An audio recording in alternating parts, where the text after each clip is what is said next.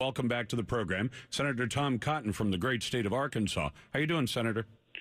I'm doing well, Lars. Good to be back on with you. You know, I am so glad to hear you say that this whole business about mass incarceration in American prisons is not entirely an accurate representation of what this country does. Well, Lars, let me be specific about the issue we're addressing in the Congress. We're addressing the federal prison system. Right. Only 1/8 of all prisoners in America are in the federal prison system. So I can't speak to what 50 different states do, but I can say this. It is a myth that in the federal system there is a large number of low-level, nonviolent, first-time drug users and drug possessors. That's just simply not the case. Less than 0.5% of all federal prisoners are in prison for drug possession or a similar offense. And most of those probably pleaded down from dealing and trafficking to get a lighter sentence. Again, I can't speak to what every state does, but in the federal system, if you're there for a drug offense, you are most likely a violent repeat offender, trafficker, and dealer. So, Senator, I understand, or I guess I understand why the president wants to cut loose tens of thousands of convicted criminals. I even understand when the Democrats do it, because that's what Democrats do. But why are a lot of Republicans, not you, but others, getting on board this train? Well, Lars, that's a good question. You're right that the Democrats and the left are united on this matter. It has deeply divided Republicans. It's no secret. On the Senate Judiciary Committee, it divided Republicans 6-5, and I think that broadly reflects the division of opinion in our party and among conservatives and libertarians. Some Republicans honestly think that mandatory minimum sentences that were imposed in the 80s are simply too long. I disagree. I think along with the innovative policing techniques like broken windows policing and community policing that were instituted by leaders like Rudy Giuliani, mandatory minimum sentences help lead to the generation-long decline in violent crime that we saw. I don't want any more than the proponents of this bill want to see locked up first-time, low-level, nonviolent offenders, a 19-year-old man or woman who's driving home from a night shift at a timber mill in Arkansas and just happens to be smoking marijuana and has it in his possession, or even addicted to heroin or cocaine. I think the best way for our society to handle those people is to divert them into treatment programs or other kinds of service programs rather than locking them up. That's simply not the case, though, in the federal prison. Those kind of people virtually never go to federal prison. In federal prison, we have hardened, repeat felons, traffickers, and dealers. And like you said, 0.5% actually meet the other definition that everybody tries to sell. So are your Republican colleagues just uninformed or misinformed on this, or have they drank the Kool-Aid?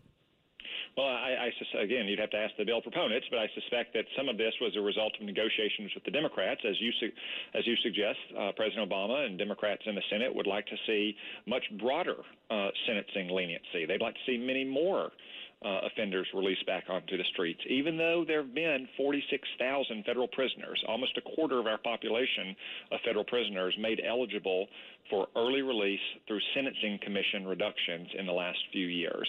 So it may just be a matter of compromise to move the bill forward. I don't think we should move a bill forward, though, that lets hardened violent felons back on the street. I will grant you and anyone else the hypothetical possibility that there are federal prisoners with manifestly unjust sentences through some unfortunate combination of various laws and sentencing guidelines who are in prison for a manifestly unjust period of time. But we don't have to pass a law to address that particular case. The president can pardon that person.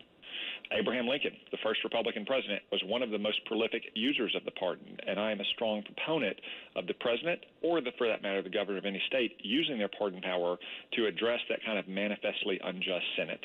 I'm not a proponent of using new laws that will reduce sentences for people who are in prison today or for people who commit violent and drug crimes in the future.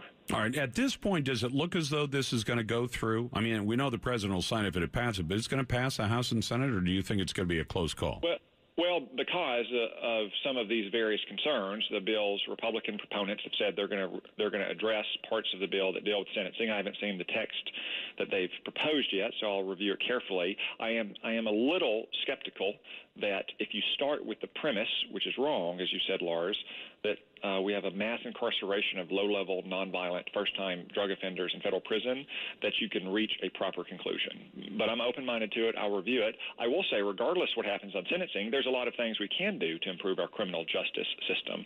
We should reduce the over-criminalization of private conduct at the federal level, especially crimes that are traditionally dealt with state levels, and crimes that right now don't require any state of mind requirement. Well, part of the letter... I'm sorry, sir.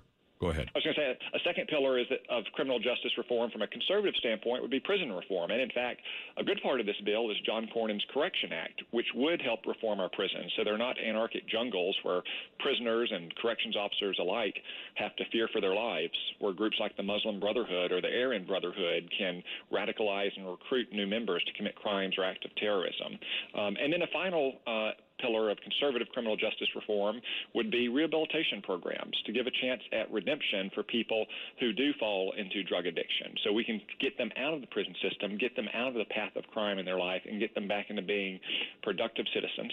Well, this letter that you and Senator Session and Vitter and Perdue sent, you give the example of Wendell Callahan, who brutally murdered his ex-girlfriend, Irvina Hammonds, her two young daughters, a 7-year-old girl, Brea, and Anasia, who's 10, in what the Columbus Dispatch described as stabbing rampage. He was a federal drug trafficking felon, had been released early from federal prison because the U.S. Sentencing Commission had twice reduced his 12-year sentence by more than 4 years. His convictions included guns, drug crimes. He'd nearly killed his ex-girlfriend once before.